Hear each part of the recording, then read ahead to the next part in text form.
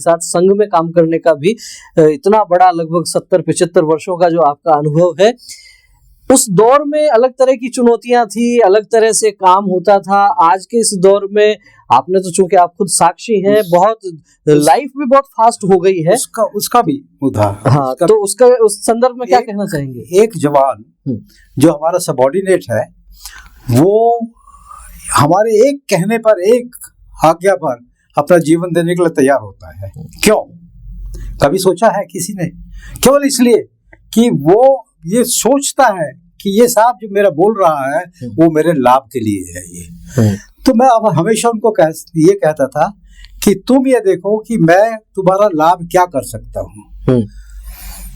मुझे तुम्हारा नुकसान करने में 5 मिनट लगेंगे जी, मगर तुम्हारा लाभ करने के लिए मुझे 1 महीना 5-6 महीने, साल लग सकता है। तो कहता हाँ साहब, अब हम कोई गलती ऐसा काम नहीं करेंगे जो आप कहे कि तुमने ये गलती काम किया है। ये भी प्रोत्साहन कहाँ से मिलता है? अपने अनुभव, जिस प्रकार का हमने अपना जीवन जिया है उसी अनुभव से मिलता है कि भाई अपने जवान से किस तरह ट्रीट करना है कि वो अपनी जीवन को जब वहां पर लगा देता है कि मेरे ऑफिसर ने मुझको हुक्म दिया है और मेरे गोली मार से मैं मर सकता हूँ जी। तो ये अनुभव संघ से उत्पन्न हुए सारे के सारे इस प्रकार से, और वही जाकर प्रसारित। कोई भी व्यक्ति कहीं भी काम करता है संघ का से, वो अपने क्षेत्र में, चाहे वो डॉक्टर हो, चाहे वो इंजीनियर हो, चाहे वो व्यापारी हो, कुछ भी हो, वो उस अनुभव को उस क्षेत्र में उपयोग करता है पूरा।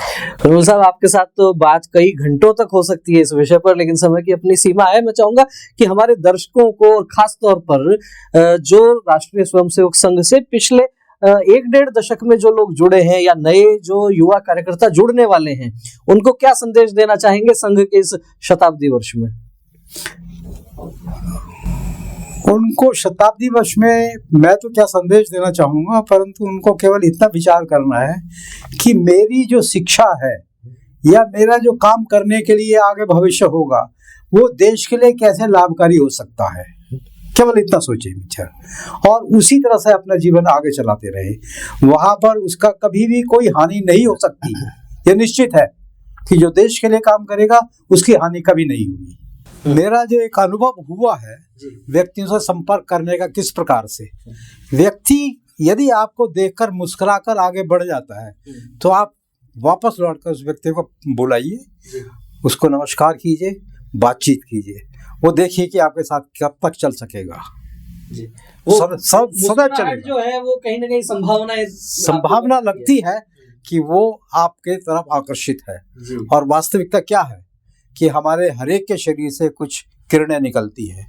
यदि मेरी किरणें और आपकी किरणें वो मैच करती है तो हम मित्र बनेंगे, और वो किरणें नहीं काम देती तो नहीं मित्र बनेंगे।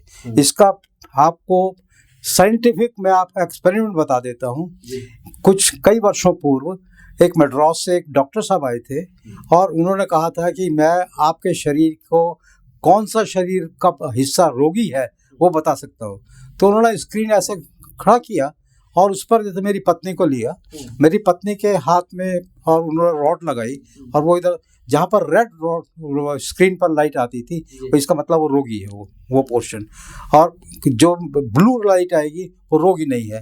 तो साइंटिफिक भी ये प्रूफ है कि आप जो है आपके शरीर से और मेरे शरीर से जो निकल रही है किरणें निकल रही है वो मैच करनी चाहिए, वो तुरंत आपको मिल जाएगी। इसी प्रकार से मेरे जीवन में भी एक अनुभव आया है कि मैं किसी एक रिश्तेदार को, मेरी भाभी की छोटी बहन थी, उनको मैं मेरे साथ ही, मतलब 1-2 वर्ष मेरे जूनियर थी वो, तो उनको शादी जब हो जाती है तो वो, मैं उस समय आर्मी में आ चुका था और वो उस समय मुझे ये पता चला कि वो अपना गर्भ है उनका।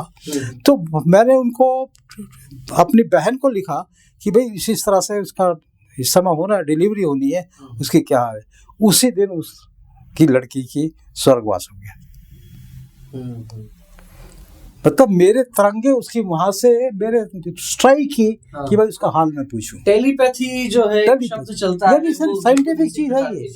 बिल्कुल। एक मैंने पुस्तक पढ़ी है इसके विषय में भी, एक डॉक्टर लॉब संगरापा हुए हैं चाइना के, नहीं तिब्बत के, उन्होंने लिखा है ये टेलीपैथी के बारे में। और उन्होंने ये भी लिखा है कि मैं अपने जन्म में कहा अगले जन्म कहाँ लूँगा ये भी मुझे पता चल सकता है। और वो उस पुस्तक में सारा उन्होंने उदाहरण दिया है। सो ये सारी की सारी जो हम शरीर से बोल रहा हूँ, किस उत्साह से बोल रहा हूँ, क्यों बोल रहा हूँ, ये बहुत साइंटिफिक बात है। ये कोई ऐसे छोटी बात नहीं है। हर एक व्यक्ति इस प्रकार से अपने आप को एक्सप्रेस नहीं कर सकता। ठीक है। जो अपने ये मस्तिष्क का उसका सेट है और जो उसका हृदय में तरंगे उठ रही है वो इस प्रकार पॉजिटिव रहेंगी तो वो बोल सकेगा।